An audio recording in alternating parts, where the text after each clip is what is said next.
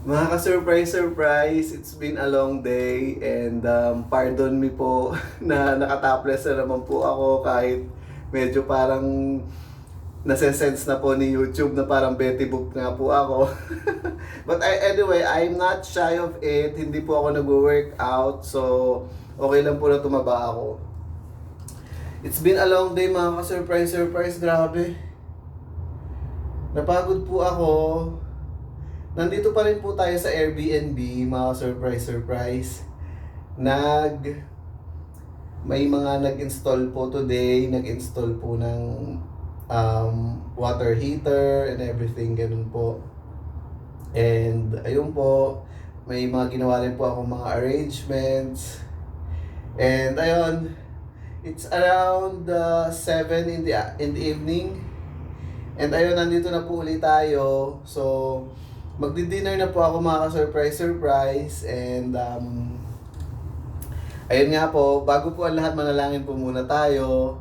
Sasamahan niyo po akong manalangin at mag-dinner.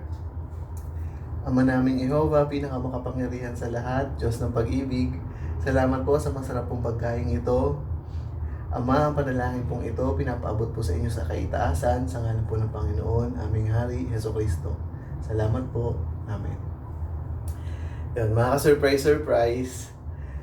Sabi ko nga po, hindi po ako nagmumukbang videos. Pero parang gusto ko lang kayo makasama ngayon na nagdi-dinner.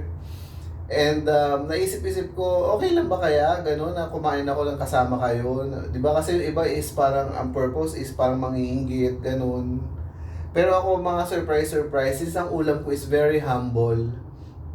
Mga ka-surprise, Bulakenyo po ako, doon po ako pinanganak sa Bulacan.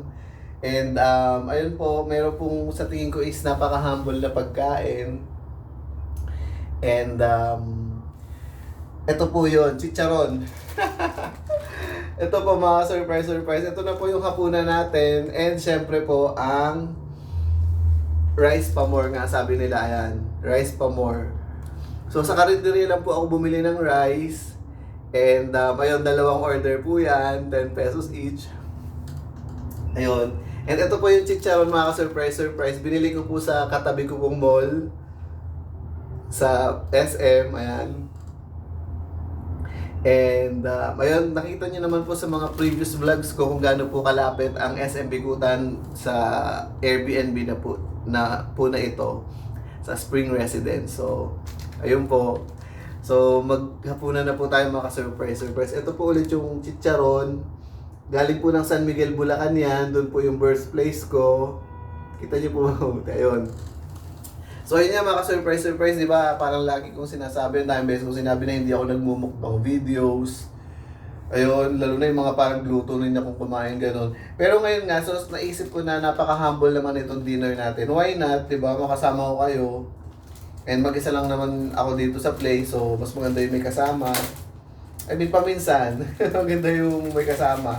Pero ako, mostly, gusto ko lang yung mag-isa, gano'n. Lalo na, syempre, gusto lang natin makasama yung mga mabubuting tao, ganun. Ayaw natin makasama ng mga masamang tao. So, ayun mga surprise. Yun nga po, siguro familiar na rin po kayo kung lagi po kayo nanonood ng mukbang videos ko. Familiar po kayo siguro dito sa YouTube. Ayan. YouTube silver button. Yes po, YouTube content creator na po ako. And ito po, ang aking token for that. Joke lang po mga surprise. Pero kung gusto niyo po magamit itong same cup na ginamit ko, ayun, mag-stay na po kayo dito sa Airbnb na ito and you will get to use this cup. Ayun. Ano po ito mga surprise? Suka lang po ito. Kita ba?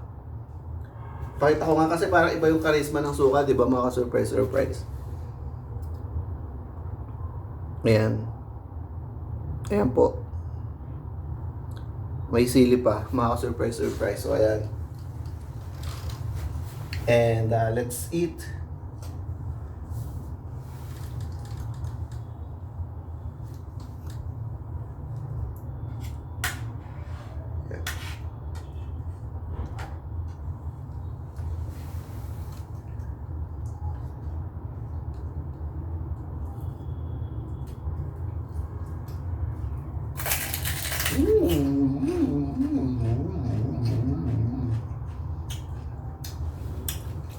Delicious.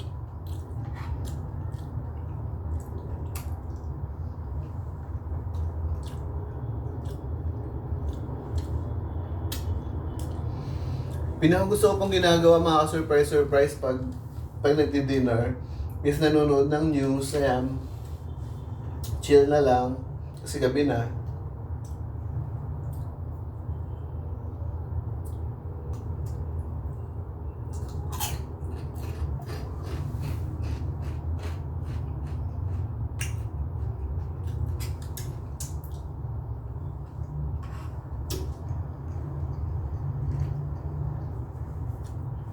Ang sarap mga surprise, grabe.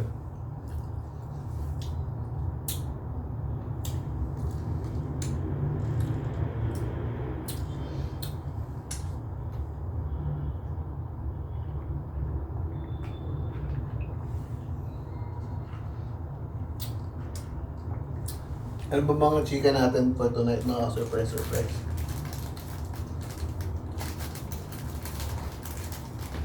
So pagod-paguran lang. Alam nyo kasi mga surprise, jobless po ako for a long time. And hindi po ako sanay ng may ginagawa talaga. Pero ngayon po, parang feeling ko is very holiday and festive mood po. It's not because of buying stuff, ganyan. It's just because, like, you know, doing things for others, parang ganon.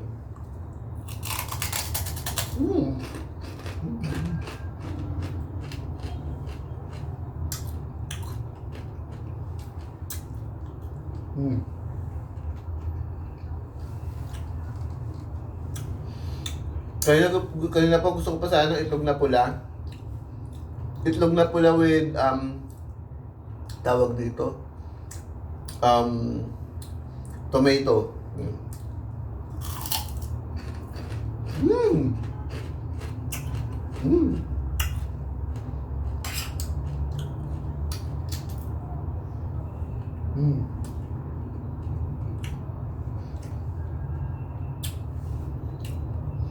Mga surprise, nakakain na po ba kayo ng lobster? Ako hindi pa. Makakain na sana ako ng lobster noon sa Boracay. Pero, yung kasama ko, inilayo niya yung plate sa akin. So, ayun, parang hindi naman talaga ako sa...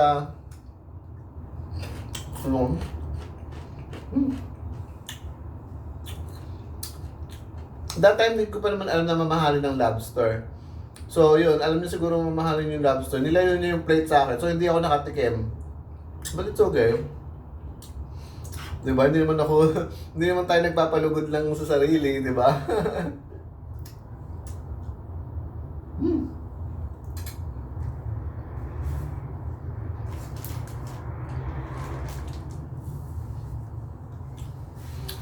Kanina medyo sumilip ako sa news, mga surprise kasi ilang araw na akong hindi nakapanood ng news.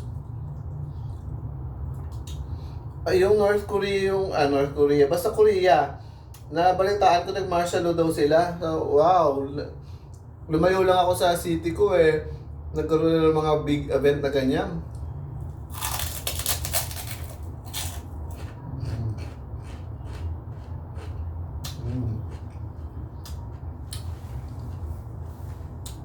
Pero mga surprise, itinuturo ko dun sa church na ina-attenan ko na okay lang naman yung manood ka ng news, pero huwag po tayo masyado magiging involved.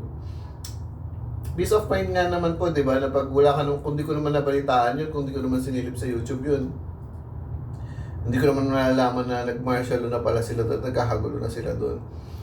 Ayun, pero hindi naman nga po maganda naman yung as in dead baka na lang sa nangyayari sa paligid mo. Siyempre dapat may alam pa rin po tayo. Wag lang po tayo masyadong magpapa-apekto.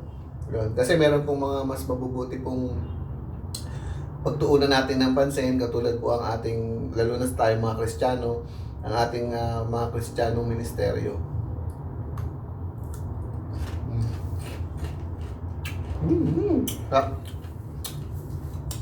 Mga surprise, ay ako napahabayan itong video. Gusto ko naman mag-focus sa pagkain. Yung kausap ko nga kayo, sarap na ako sa Walmart kung ako lang mag-isa. So, So ayan mga surprise, may recommend ko po itong chicharon ng Bulacan. They do it better than yung wag naman po yung mga Santa Maria, Bulacan. Alam ko malapit lang dito sa Manila yun eh. Baka may lasang usok ngayong ano nun. May ganun pa eh, no? Nang bash pa eh. Pero ito po, galing po ito ng San Miguel, Bulacan. So medyo malayong place na po yun, hindi na po mausok yung lugar doon. So, pack na pack po yung mga food nila doon. And ayun, medyo itutour ko lang po kayo kung ano po yung view ko dito. And ayun, medyo tapos naman na po itong condo unit. So parang medyo okay na pong makita-kita kahit konti. Pero yun nga po, hindi pa po siya finish. Meron po pong mga final touches na gagawin. So, ayun lang po, paggabi na nandito po tayo and then nagdi-dinner, pag wala po tayong news, ito lang po yung view ko. Pakita ko po sa inyo mga ka-surprise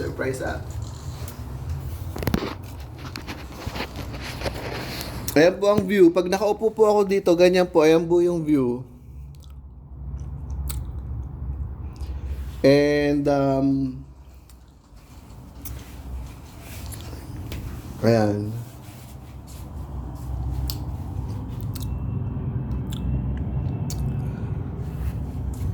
It's rush hour. Makita nyo po yung pila ng mga sasakyan.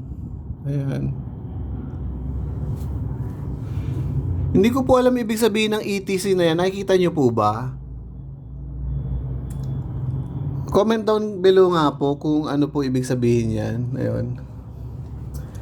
And mga ka-surprise, hindi ko na po ulit kayo dadalhin dun sa SM Bikutan na kasi di ba po dun po sa isang room, kitang-kita po dun po sa isang living room, kitang-kita po dun yung SM Bikutan. Hindi ko na po ulit papakita yun, baka sawang-sawa na po kayo. Dito na lang po muna. And ayun po, magdi-dinner na po ako mga ka-surprise. And salamat po. And ayun po, mag-comment naman po kayo. And of course, dun po sa YouTube channel ko, i-visit nyo po yun. Ayun. Yun lang po mga ka-surprise. Puputulin ko na po yung video. See you po. See you soon.